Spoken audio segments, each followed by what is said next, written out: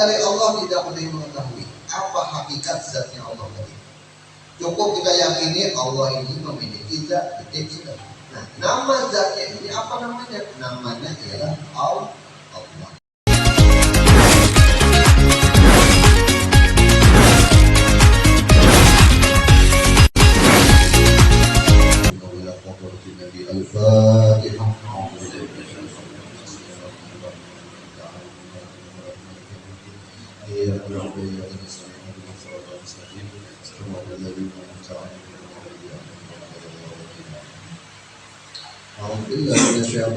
Bismillahirrahmanirrahim. Alhamdulillahirabbil alamin.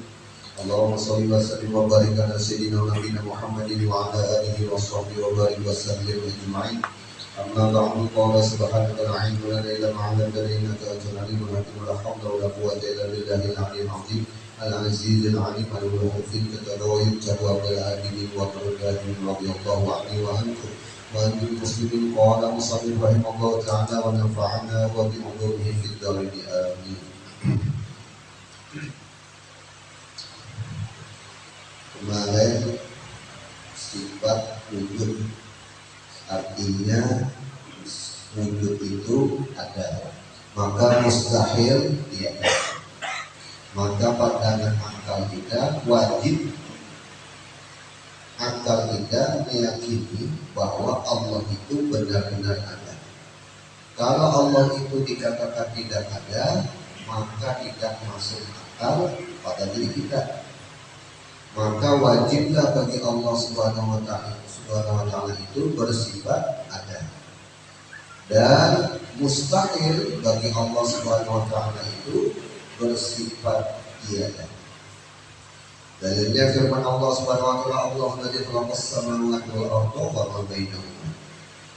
Artinya Allah Ta'ala juga yang menjadikan bumi lapis langit dan bumi dan sesuatu yang di antara kedua langit dan bumi tadi. Maka hendaklah bagi setiap orang yang beriman atau yang bertauhid atau yang meyakini bahwa Allah itu ada, sepantasnya dia selalu ingat pada Allah Subhanahu wa Ta'ala tadi, pada tiap-tiap yang diadakan oleh Allah. Jadi cara mengingat Allah itu dengan melihat, merasakan setiap sesuatu yang ada. Itulah jalannya sehingga kita itu dapat mengingat Allah. Andai kata ditanya, ada perasaan pertanyaan di hati kita, adanya Tuhan ini kayak apa ya, diciptakan atau adanya bagaimana? Lalu dijawab dari sifat yang wajib bagi Allah Subhanahu wa Ta'ala, yaitu sifat hidayah atau qadim. Artinya hidayah itu sedia. Sedia itu maksudnya sudah ada dengan sendirinya. Maksudnya sudah ada dengan sendirinya, ada tanpa permulaan.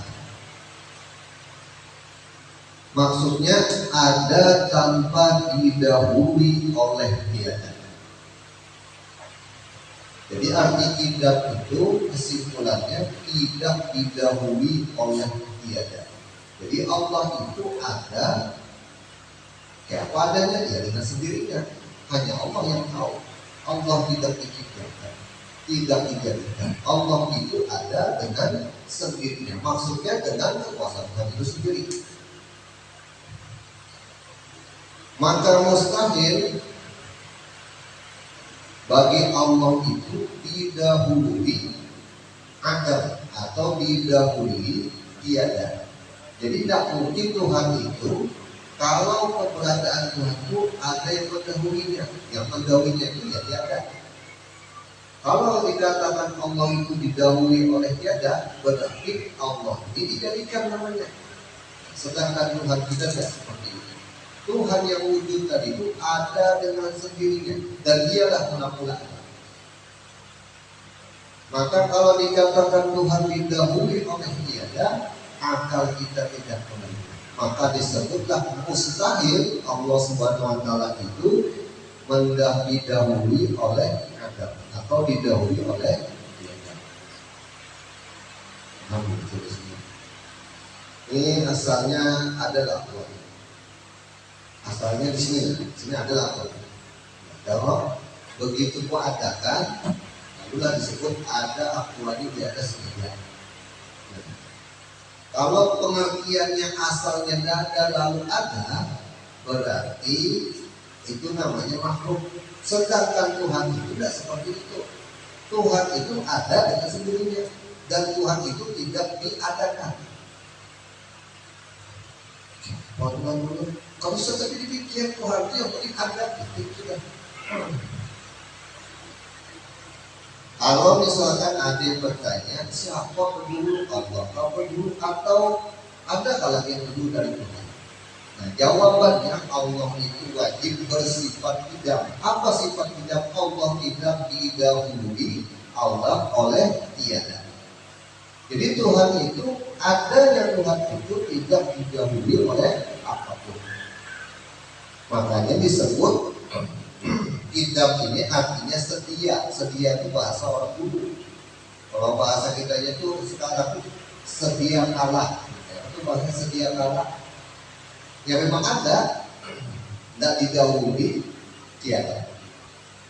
Beda dengan kita. Kalau kita ini asalnya tidak ada lalu ada. Nah namanya berarti yang kedua apa? Yang kedua itu tiada namanya. Baru ada. Ya kan? Asalnya tidak ada, lalu ada. Nah ini namanya sifat makhluk. Nah, bagi Tuhan mustahil Tuhan seperti itu. Wajib bagi kita meyakini Allah tadi bersifat tidak, yaitu sedia. Dalilnya mana? Dalilnya di dalam Al-Quran, huwal awwalu huwal akhir. Artinya Allah Subhanahu wa taala juga yang terdahulu dan Dia juga yang terkemudian. Andai kata kita ini terlintas di pikiran kita, jangan-jangan ada di balik Allah. Maksudnya ada yang menjadikan Allah. Ya kan? Kalau kita beranggapan seperti itu, berarti adanya Allah yang kita yakini, berarti ada yang lebih hebat lagi. Kalau kita beranggapan Allah itu tidak memiliki sifat tidak tadi, nanti timbul lagi pikiran itu. Yang menciptakan Tuhan, yang menjadikan Tuhan, mungkin ada lagi. Seterusnya, akhirnya keyakinan orang tersebut yang disebut dengan tasalsul. Jadi model mata rantai. Adanya aku berarti ada yang menciptakan. Yang menciptakan aku ini ada lagi yang menciptakan. Ada lagi yang menciptakan dan habisnya. Jadi kesimpulannya aja wajib bagi Allah tadi bersifat tidak sedia kala. Maksudnya apa? Tidak didahului oleh tiada.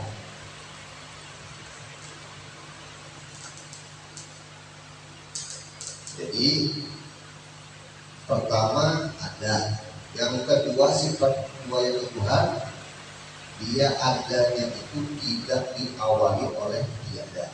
Artinya dia ada dengan sendirinya. Ini keyakinan. Maksud daripada kidam ini terbagi pada 3 perkara. Pertama zatnya, yang kedua sifatnya, yang ketiga asmanya. Zat itu apa? Zat itu kalau diumpamakan, tapi maha suci Allah itu bisa diumpamakan. Jadi sekira kita mudah paham ya. Zat itu mulai dari manusia nih, yang namanya manusia nih, mulai dari ujung rambut sampai ujung kaki beserta di dalamnya, inilah yang namanya zat. Tapi jangan dibayangkan Tuhan itu berzat kayak mereka kita, nah salah tuh lain juga seperti penjelasannya di masalah wujud kemarin. Artinya Allah itu tidak bisa diperumpamakan. Jadi yang zat ini yang tahu itu hanya Allah. Lain dari Allah tidak boleh mengetahui apa hakikat zatnya Allah tadi. Cukup kita yakini Allah ini memiliki zat, titik sudah. Nah, nama zatnya ini apa namanya? Namanya ialah Allah. Jadi kalau kita menyebut Allah itu berarti terseret aja zatnya sudah. Nah, zat Allah ini ya tadi keberadaannya itu tidak diawali oleh tiada, dia itu ada sendiri memang sudah. Nah, ini di masalah perkara zat. Yang kedua, sifat. Sifat ini kalau kita itu misalkan sifat pemurah, ya kan? Sifat pemurah ini dia bakal nampak apabila si zat tadi ada. Kalau tidak ada zat, maka sebutan aja namanya sifat pemurah. Contoh misalkan guru matin, guru ini belajar kalau pemurah itu biasanya suka berbagi-bagi duit, ya kan? Begitu guru matin mempraktekkan berbagi-bagi duit tadi, membagi kolon misalkan, berarti bernamalah beliau ini melakukanlah guru matin tadi yang namanya sifat pemurah. Nah, sifat Tuhan tadi itu pun sudah ada sebelum Tuhan itu menciptakan alam semesta. Dia posisinya sama dengan zat tadi. Sebelum Allah menciptakan alam semesta, sudah ada yang namanya sifat pencipta tadi di sisi Allah. Menjelang menciptakan itu pun sudah ada juga sifat pencipta tadi. Sampai dijadikannya kita, barulah kita tahu Allah itu sang memiliki sifat sang pencipta. Jadi yang baru tahu itu kita. Sedangkan Allah sudah memang dahulunya memang memiliki sifat pencipta. Nah, begitu Allah tampakkan sifat pencipta tadi, lalulah kita sebut Tuhan tadi, ini masuk namanya asma atau nama Tuhan. Allah yang maha pencipta. Jadi tiga perkara ini wajib kita meyakini bahwa Allah itu zatnya kan, sifatnya kan, atau asmanya, itu semua wajib bagi ketiga perkara tadi dihukumkan qidam atau qadim. Artinya tidak ada menjauhi dari tiga perkara tadi. Nah, ini cukup diyakini aja, jangan tapi mau berhayal-hayal mikirkan kayak apa Tuhan, nah, kita nggak pusing. Memang tidak bisa juga kita sampai memikirkan Tuhan itu, tidak sampai juga kita dapat memikirkan sejauh itu. Cukup kita meyakini Allah itu ada, tidak didahului oleh dia. Modelasinya lagi, Allah itu tidak dijadikan, tidak diperanakan. Soalnya ada orang punya keyakinan dia punya Tuhan itu diperanakan, berarti yang lebih hebat mamanya, ya kan? Nah, kalau kita punya Tuhan tidak seperti itu. Nah, ini yang wajib kita yakini. Nah, setelah kita meyakini, apa adabnya kita bila mana sudah meyakini Allah itu bersifat tidak, maka hendaklah bagi setiap orang mukmin atau orang yang sudah bertauhid meyakini bahwa Allah itu bersifat tidak, bahwa ia bersyukur kepada Allah Subhanahu wa taala yang menjadikannya mukmin dan muslim dengan sebab taufiknya dari Allah Subhanahu wa taala. Jadi kita ini disuruh bersyukur kepada Allah yang menjadikan adanya mukmin dan adanya Islam. Ya, kadang kita itu sebelum bersyukur itu, ini metodenya dulu kita selalu ngajari, kalau mau bersyukur, lihati yang Allah jadikan. Jangan melihat, jangan mencari yang belum Allah jadikan. Yang dijadikan Tuhan itu baru kita syukuri. Nah, kebanyakan kita ini selalu memikirkan yang belum Tuhan jadikan. Itu kita bahaya mau bersyukur nih, nggak bakal bisa. Contoh misalnya, mau mensyukuri punya bini, ya, ini orang belum berbini lagi, Nggak bisa kita bersyukur untuk mensyukuri dirinya tadi. Ini orang yang begini. Akhirnya gara-gara mau mensyukuri yang belum ada, belum diciptakan Tuhan, belum dijadikan Tuhan, akhirnya ada timbul sakit hati. Karena barangnya tidak ada.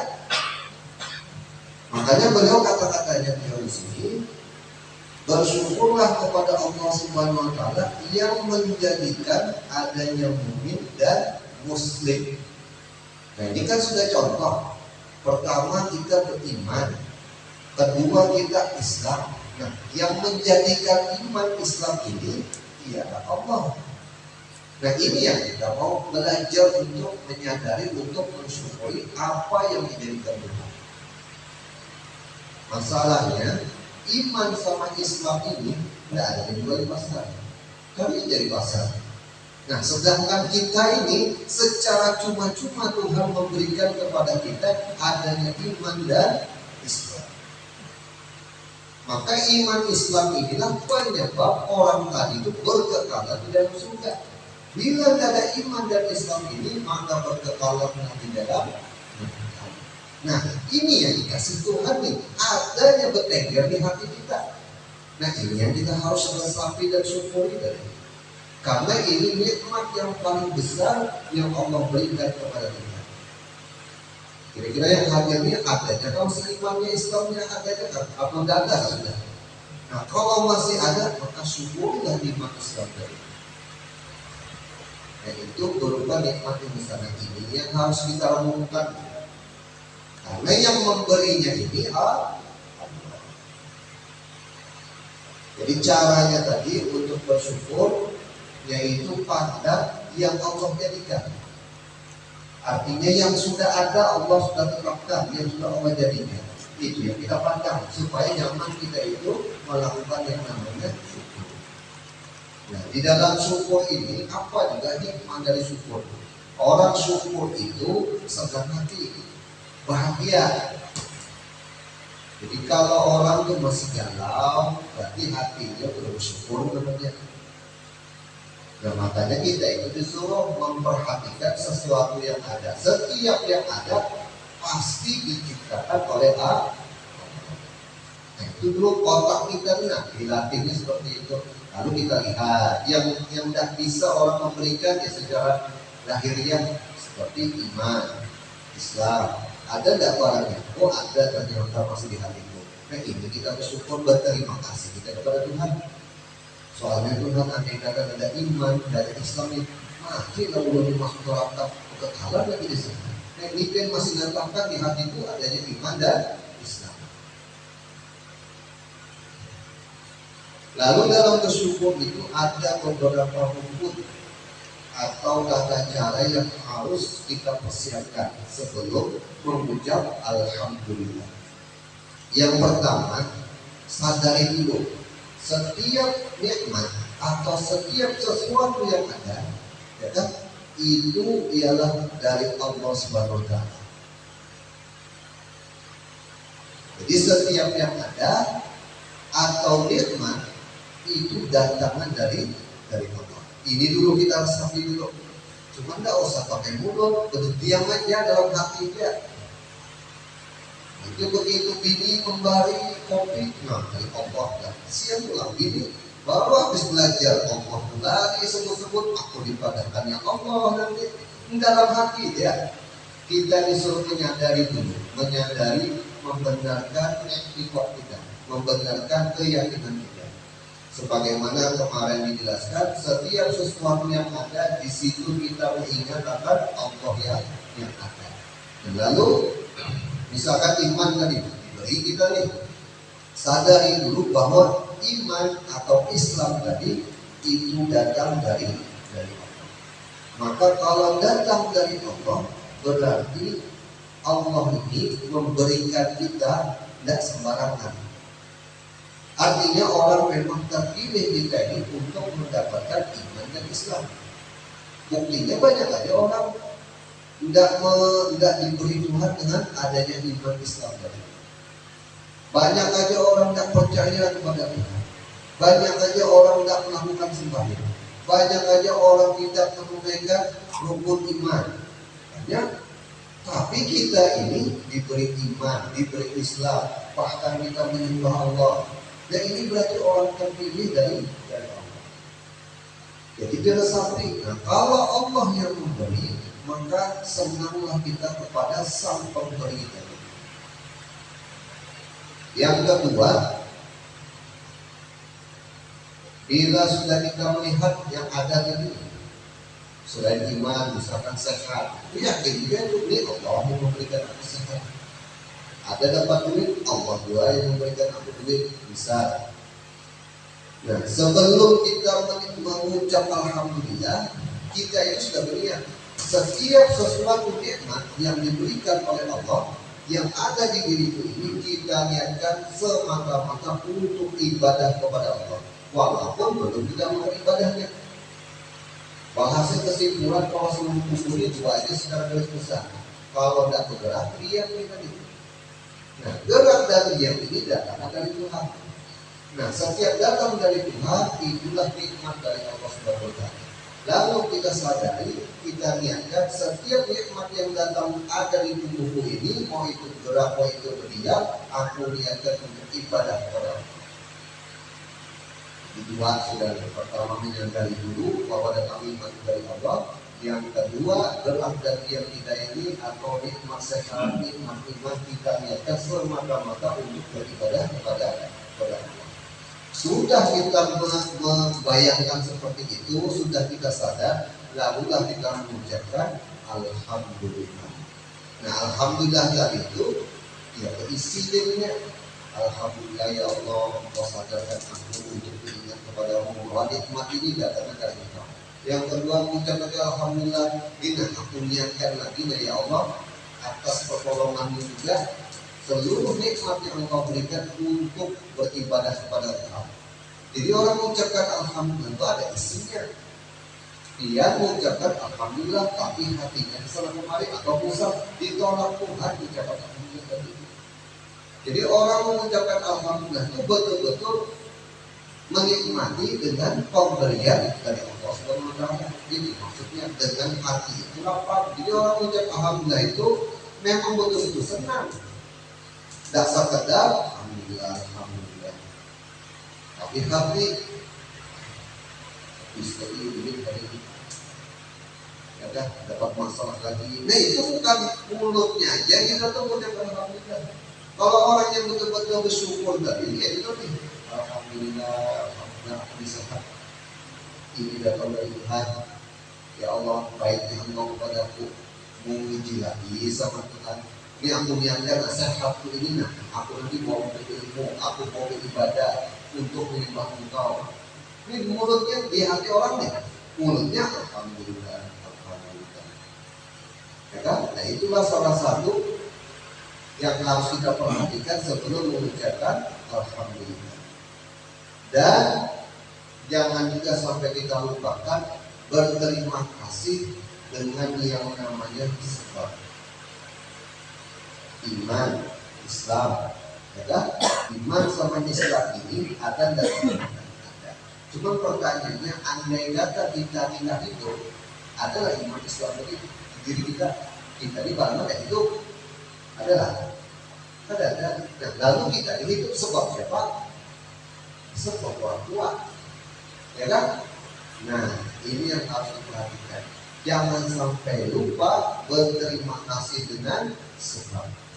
Jadi aku beriman, aku berislam, betul datangnya dari Allah. Cuman sebabnya ini gara-gara orang tua. Aku beriman, aku berislam, aku beribadah. Lalu jadi sampai aku istiqomah dalam beribadah gara-gara aku makan yang yang sehat-sehat, makan badanku sehat. Nah, sebabnya itu gara-gara makan yang nyaman-nyaman. Nah, tugas kita setelah mengucapkan alhamdulillah tadi berterima kasih kepada sebab. Nah, di antaranya aja nih sebab kita hidup ini gara-gara orang tua. Nah, cara berterima kasih kepada orang tua tadi salah satunya mendoakan kepada orang tua. Cuman ini nikmat datang dari Allah itu sudah Sudah betul, sudah keyakinannya tadi, sudah ditimbulkan di perasaannya tadi. Nah yang terakhir ini berterima kasihnya nih, yang jangan sampai lupa kita berterima kasih sama orang tua. Nah, salah satu berterima kasih kepada orang tua ialah mendoakan orang tua. Bila mana nih orang yang sudah paham, lalu dia mempraktekkan ucapkan alhamdulillah, lalu berterima kasih dengan sebab-sebab nih, mau sebab itu sehat, mau sebab itu hidup dan yang lain-lainnya, dengan berbuat baik kepada orang tua, maka orang menurut ulama-ulama tauhid sudah dihukumkan Allah itu menerima dengan rasa syukur kepada Allah tadi. Tapi bila kita nih nggak paham nikmat itu datang dari Tuhan, kita terus nggak paham lagi, tidak diniatkan lagi segala nikmat diperuntukkan untuk ibadah. Mulut ini cuma mengucapkan alhamdulillah. Lalu si sebab juga tidak kita lakukan terima kasih kepada sebab, maka sudah pastilah kita itu tidak diterima syukur kita kepada Allah.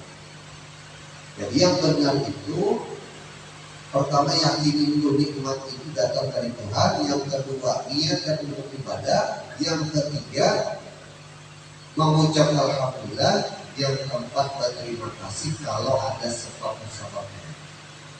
Nah kalau nggak mengerjakan sebab-sebab artinya nggak berterima kasih, maka syukur kita pun ditolak oleh Allah SWT. Nah jadi antara rukun-rukun daripada syukur tadi inilah yang harus kita perhatikan. Nah, jadi mula-mula pertama di hati dulu yang ada, yang Allah jadikan di diri kita. Lalu kita resapi, kita syukuri. Cara bersyukurnya yang kita ini.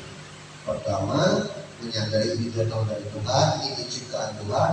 Yang kedua diniatkan untuk ibadah. Yang ketiga mengucap alhamdulillah. Yang keempat berterima kasih kalau ada sebab-sebab. Selanjutnya sifat wakaf. Insyaallah kita mudah-mudahan dengan kita sedikit dari kita belajar ini terus menambahkan keimanan kita dan memperkuat Islam kita dan memberikan kita dalam husnul khotimah.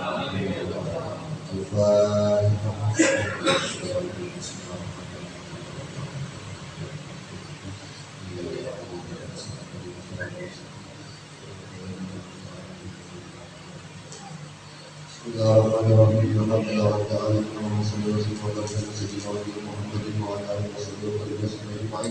Allahumma inna nas'aluka ilman nafi'an. Allahumma inna nas'aluka ilman nafi'an. Allahumma inna nas'aluka ilman nafi'an wa rizqan wasi'an wa 'amalan mutaqabbalan. Rabbana atina fid dunya hasanatan wa fil akhirati hasanatan wa qina adzabannar. Wa sallallahu alaihi wa sallam ala Muhammadin wa ala alihi wa sahbihi ajma'in.